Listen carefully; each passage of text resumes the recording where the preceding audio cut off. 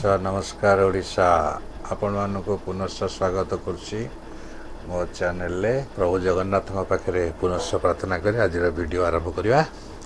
तो आपण मानक मो प्रथम वीडियो कही मुझे सहित चैनल माध्यम आलोचना करी आम मान जीवन को आपण मान जीवन को आम केमती सरस सुंदर कर चलते आज वीडियो आरंभ करिया।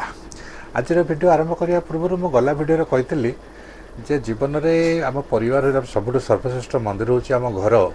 आम घर को जब आम जीवन को सरस सुंदर आम मैंने करने चाहिए ताले प्रथम आम घर भितर जो मैंने रोचते आम घर परिवार सदस्य से भितर क्षमा और सहनशीलता ये दुईटा जिनस रहा निहाती दरकार।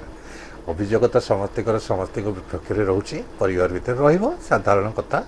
तो से अभियोग मान अभिमान भितर आम क्षमा सहनशीलता रखी आम घर भितर आम शांतिर वातावरण रखा ताद्वारा आम जीवन को आम बहुत सरस सुंदर करें कहीं आम घर भितर शांति रहीपर। तो से मुझे आम परिवार भितर आम स्वामी स्त्री होती गोटे परिवार अविच्छेद अंग।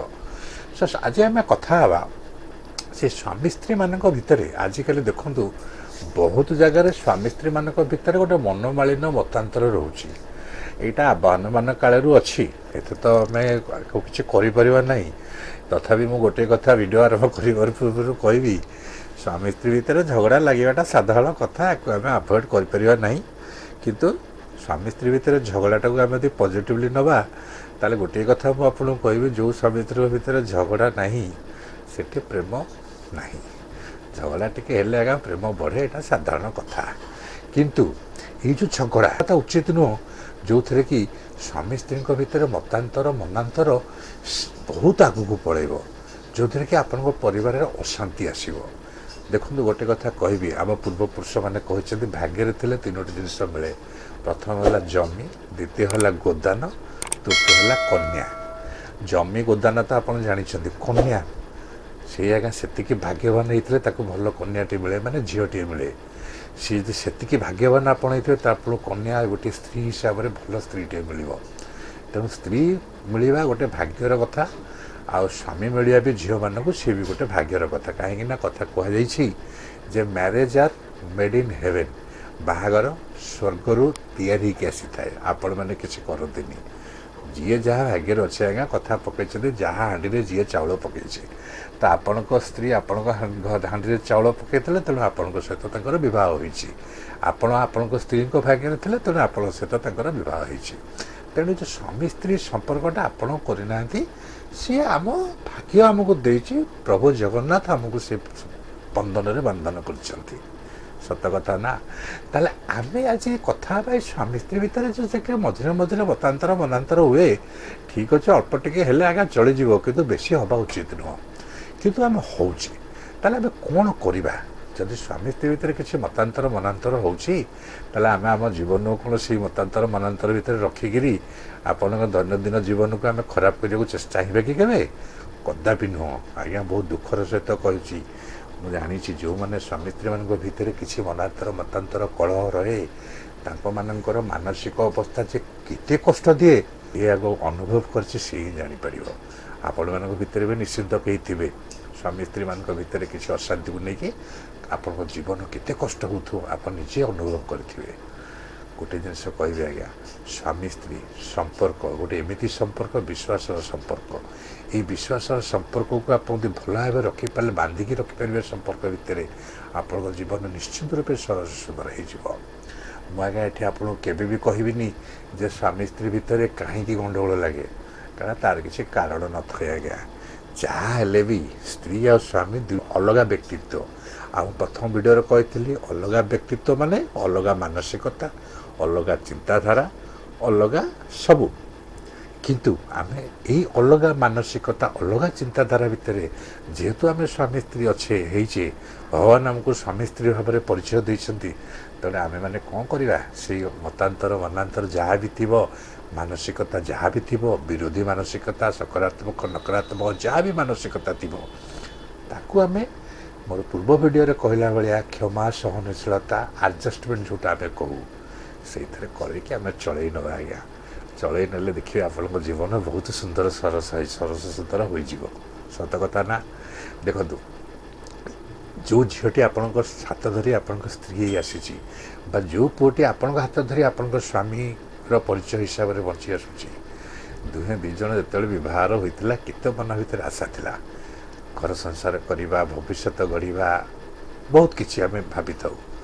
କିଛି କାମ ଯେତେବେଳେ ଅତିବାହିତ ହୋଇଯାଏ, ଦୁଇ ଜଣଙ୍କ ଭିତରେ ମତାନ୍ତର ସାମାନ୍ୟ କଥାରୁ ଆଜ୍ଞା ବେଳେବେଳେ ଝିମିଟି ଖେଳରୁ ମହାଭାରତ ଭଳିଆ ହୋଇଯାଏ। ଚେଷ୍ଟା କରନ୍ତୁ ଏମିତି ନ କରିବା ପାଇଁ। ତ ସ୍ୱାମୀ ସ୍ତ୍ରୀ ଭିତରେ ଆମେ ବହୁତ ଜିନିଷ ଡିସ୍କସନ୍ ଆମେ କରିପାରିବା, କିନ୍ତୁ ମୁଁ ଆଜି ଯେଉଁ ଟାଇଟଲ୍ ରଖିଛି ଚାରୋଟି କଥା ଆଜ୍ଞା, ଚାରୋଟି କଥା ବିଷୟରେ ଆପଣଙ୍କୁ କହିବି। ମୁଁ ଆଜ୍ଞା କେବେ ବି ପୁନଶ୍ଚ କହୁଛି, କାହିଁକି ଗଣ୍ଡଗୋଳ ହୁଏ, କ'ଣ ପାଇଁ ଗଣ୍ଡଗୋଳ ହୁଏ, ସେ ଗଣ୍ଡଗୋଳର କିଏ କାରଣ କ'ଣ, ତା'ର କିଛି ଆଲୋଚନା କଲେ ତା'ର କିଛି ଫଳ ମିଳିବାର ନାହିଁ। ଗଣ୍ଡଗୋଳ ମତାନ୍ତର ହୋଇଯାଏ, ତାକୁ ଆପଣ ଆଭଏଡ଼୍ କରିପାରିବେ ନାହିଁ। କିନ୍ତୁ ଆମେ ଚାହିଁଲେ ସେଇ ଯେଉଁ ମନାନ୍ତର ଯାହା ବି ଆମ ଭିତରେ ହେଉଛି ତାକୁ ଆମେ ଆପୋଷ ମିଳାମିଶା ଭିତରେ କଟେଇ ଦେଇପାରିବା। ଗୋଟିଏ ଜିନିଷ ମନେ ରଖନ୍ତୁ, ବିବାହର କିଛି ଦିନ ପର୍ଯ୍ୟନ୍ତ ସ୍ୱାମୀ ସ୍ତ୍ରୀଙ୍କ ସମ୍ପର୍କ ଭଲ ରୁହେ, ତାପରେ ସମସ୍ତେ ଯେ ଯାହା କାମରେ ବ୍ୟସ୍ତ ରହିଯାଆନ୍ତି। ସ୍ୱାମୀ ତାଙ୍କର ବାହାର ରୋଜଗାର ହେଉ ବା ଯେଉଁ କାର୍ଯ୍ୟପନ୍ଥା ଯାହା ବ୍ୟସ୍ତ ରହନ୍ତି, ସ୍ତ୍ରୀ ବି ଘର କାମରେ ବ୍ୟସ୍ତ ରହନ୍ତି। ଦୁଇ ଜଣଙ୍କ ଭିତରେ ଆସ୍ତେ ଆସ୍ତେ ସମୟ ଦେଇପାରନ୍ତିନି। ଏ ବିଷୟରେ ଆମେ ଆଜି କଥା ହେବା। କିନ୍ତୁ ସମୟ ଏପରି ଗୋଟେ ଆସିବ ଯେତେବେଳେ ଆପଣଙ୍କ ବାର୍ଦ୍ଧକ୍ୟ ବୟସରେ ଉପନୀତ ହେବେ, ବୟସ ଯେତେବେଳେ ବଢ଼ି ଯିବ, ପିଲାମାନେ ବଡ଼ ହୋଇଯିବେ, ପିଲାମାନେ ଯେ ଯାହା ବାଟରେ ଯିଏ ଯିବେ, ଆପଣଙ୍କ ପାଖେ କେହି ନଥିବେ ଆଜ୍ଞା। ଆପଣଙ୍କ ସ୍ତ୍ରୀ ଆପଣଙ୍କ ପାଖେ ଥିବ, ଆପଣଙ୍କ ସ୍ୱାମୀ ଆପଣଙ୍କ ପାଖେ ଥିବ, ଆଉ କେହି ସେତେବେଳେ ନଥିବେ। ଆଉ ସେତେବେଳେ ଆପଣ ପ୍ରକୃତରେ ବୁଝିପାରିବେ। ଦେଖନ୍ତୁ, ଆପଣଙ୍କ ଘର ଭିତରେ ଯଦି କିଏ ବୃଦ୍ଧ ଦମ୍ପତି ଅଛନ୍ତି, ଆପଣ ସେମାନଙ୍କଠୁ ଶିଖନ୍ତୁ ସ୍ୱାମୀ ସ୍ତ୍ରୀଙ୍କର ଆବଶ୍ୟକତା କେତେ। ଯେତେବେଳେ ଆପଣଙ୍କ ବୟସ ହୋଇଥିବ, ଆପଣ ସେତେବେଳେ ଅନୁଭବ କରିପାରିବେ। ତ ଭବିଷ୍ୟତକୁ ସୁରକ୍ଷିତ ରଖିବାକୁ ହେଲେ ଭଲରେ ରୁହନ୍ତୁ, ସ୍ୱାମୀ ସ୍ତ୍ରୀ ଭିତରେ ଭଲ ସମ୍ପର୍କ ରଖନ୍ତୁ। ମନମାଳିନ ମତାନ୍ତର ଯାହା ବି ଆପଣମାନଙ୍କ ଭିତରେ ଅଛି ତାକୁ ଆଜ୍ଞା ସାଇଡ଼୍ କରନ୍ତୁ। କରିବାକୁ ପଡ଼ିବ, କାହିଁକିନା ଆପଣଙ୍କ ପରିବାରବାସୀ, ଆପଣ ଦୁଇଟି ପ୍ରାଣ, ଦୁଇଟି ଦେହ, ଗୋଟିଏ ପ୍ରାଣ। ଏବେ ଚାଲନ୍ତୁ ମୁଁ ଆପଣଙ୍କୁ ସେ ଚାରୋଟି କଥା କହୁଛି, ଯେଉଁ ଚାରୋଟି କଥାରେ ଯଦି ବି ଆପଣମାନଙ୍କ ଭିତରେ କିଛି ମନାନ୍ତର କି ଯାହା ବି ଅଛି ଆପଣ ସ୍ୱାମୀ ସ୍ତ୍ରୀ ଭିତରେ, ଏଇ ଚାରୋଟି କଥାକୁ ମୋର ଧ୍ୟାନ ଦେଇ ଶୁଣନ୍ତୁ, ଆପଣଙ୍କ ଜୀବନରେ ତାକୁ ଉପଯୋଗ କରନ୍ତୁ। ମୁଁ ଆପଣଙ୍କୁ ଗ୍ୟାରେଣ୍ଟି ଦେଉଛି ସ୍ୱାମୀ ସ୍ତ୍ରୀ ଭିତରେ ସମ୍ପର୍କ, ପ୍ରେମ ବହୁତ ବଢ଼ିଯିବ। ଚାରୋଟି କଥା କ'ଣ ଆଜ୍ଞା? ଚାରୋଟି। ପ୍ରଥମ କଥା ଆଜ୍ଞା, ସମୟ ହେଉଛି ଗୋଟେ ଏମିତି ଜିନିଷ ଯେଉଁଟାକୁ ଆମେ ଇଂଲିଶରେ ଟାଇମ୍ ବୋଲି କହୁଛୁ। ଟାଇମ୍ ଯଦି ଆପଣ ସ୍ୱାମୀ ସ୍ତ୍ରୀ ଦୁଇ ଜଣଙ୍କୁ ନ ଦେବେ ନା, ତ ଦୁଇ ଜଣଙ୍କ ଭିତରେ ଦୂରତା ବଢ଼ିଯିବ। ଆଜ୍ଞା, ଆମେ ତ ସାଙ୍ଗସାଥୀ ନୁହଁ, ଫୋନ୍ରେ କଥା ହେଇଯିବା, କେତେବେଳେ 2-4 ମାସ ପରେ ଥରେ ଦେଖା ହେଇଗଲେ ଚଳିଯିବ। ଆମେ ଗୋଟିଏ ଘରେ ଗୋଟିଏ ଛାତରେ ସବୁବେଳେ ରହୁଛେ। କାର୍ଯ୍ୟ ବ୍ୟସ୍ତତା ଦେଖିକି କେବେ ବି ଆପଣ ନିଜେ ଦୁଇ ଜଣଙ୍କୁ ସମୟ ନାହିଁ ବୋଲି କୁହନ୍ତୁ ନାହିଁ। ଯେତେବେଳେ ମୌକା ପାଉଛନ୍ତି, ଯେତେବେଳେ ଆପଣଙ୍କୁ ସୁବିଧା ମିଳୁଛି, ଦୁଇ ଜଣଙ୍କୁ ସମୟ ଦିଅନ୍ତୁ, ପାଖରେ ବସି କଥାବାର୍ତ୍ତା କରନ୍ତୁ। ଦେଖିବେ ବହୁତ କିଛି ଆପଣଙ୍କର ପ୍ରୋବ୍ଲେମ୍ ସମାଧାନ ହୋଇଯିବ।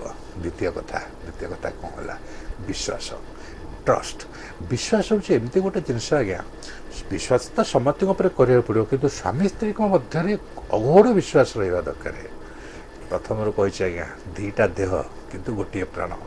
ଯଦି ଗୋଟିଏ ପ୍ରାଣ ବୋଲି ଆମେ ଭାବୁଛେ, ସ୍ତ୍ରୀକି ଆମେ ଅର୍ଦ୍ଧାଙ୍ଗିନୀ କହୁଛେ, ଆମ ସ୍ୱାମୀ ସ୍ତ୍ରୀ ଦୁହେଁଙ୍କର ପରିପୂରକ କହୁଛେ, ତା'ର ଅବିଶ୍ୱାସର ପ୍ରଶ୍ନ ଆସିଲା କେଉଁଠୁ?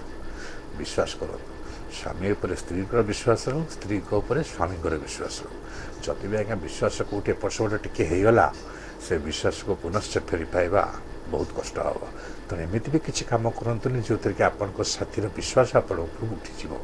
ଯଦି ବି କିଛି କାହା ମନରେ କିଛି ଭାବନା ରହିଲା, କିଛି ଅବିଶ୍ୱାସ ଆସିଲା, ସେଇ ମୁହୂର୍ତ୍ତରେ ହିଁ ସେ ଅବିଶ୍ୱାସକୁ ଦୂର କରନ୍ତୁ। ବିଶ୍ୱାସ ନିଜ ଭିତରେ ରଖନ୍ତୁ। ଟାଇମ୍ ଗଲା ସମୟ, ବିଶ୍ୱାସ ଗଲା ଟ୍ରଷ୍ଟ। ନେକ୍ସଟ ଜିନିଷ କ'ଣ ଆଜ୍ଞା? କଥାବାର୍ତ୍ତା, ଟକ୍ ଯଦି ଆପଣ ନ କରିବେ, କଥାବାର୍ତ୍ତା ଯଦି ନ କରିବେ, ସ୍ୱାମୀ ସ୍ତ୍ରୀ ଭିତରେ ଯେତେ ସମ୍ଭବ ସେତେ କଥାବାର୍ତ୍ତା କରନ୍ତୁ।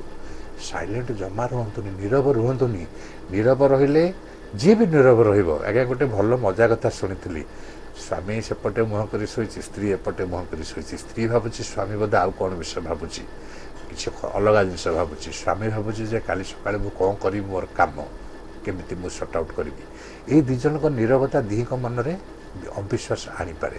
ଯଦି ଦୁଇ ଜଣ ସ୍ୱାମୀ ସ୍ତ୍ରୀ କଥା ହେବେ, ଆରେ ମୋର ଏଇଆ ଅଛି ଅସୁବିଧା, କାଲି କ'ଣ କରିବି, ଏଇ ଅସୁବିଧା ଆଜ୍ଞା, ଏଇ ଅବିଶ୍ୱାସ କେବେ ବି ଆସିବ ନାହିଁ। ଏତେ ଗୋଟେ ଛୋଟିଆ ଉଦାହରଣ ଦେଲି। ତେଣୁ ଆପଣ ଯଦି ସ୍ୱାମୀ ସ୍ତ୍ରୀ ଭିତରେ ସବୁବେଳେ କଥାବାର୍ତ୍ତା କରିବେ, ଟକ୍ କରିବେ, ଦେଖିବେ ଦୁଇ ଜଣଙ୍କ ଭିତରେ ସମ୍ପର୍କ ବହୁତ ବଢ଼ିବ। ସର୍ବଶେଷରେ କହିଲେ ଆଜ୍ଞା, ଖରାପ ଭାବିବେନି, ନିଜ ନିଜ ଭିତରେ ଆମେ ଇଂଲିଶରେ ତାକୁ କହୁଛେ ଟଚ୍, ଦିହକୁ ଛୁଅନ୍ତୁ। ଛୁଇଁବାରେ କିଛି ଖରାପ ନାହିଁ ଆଜ୍ଞା, ଏଇଟା କିଛି ଖରାପ କଥା ନୁହଁ। ଆପଣ ହେଲେ ସ୍ୱାମୀ ସ୍ତ୍ରୀ, ଆପଣଙ୍କୁ ସାମାଜିକ ସ୍ୱୀକୃତି ଅଛି।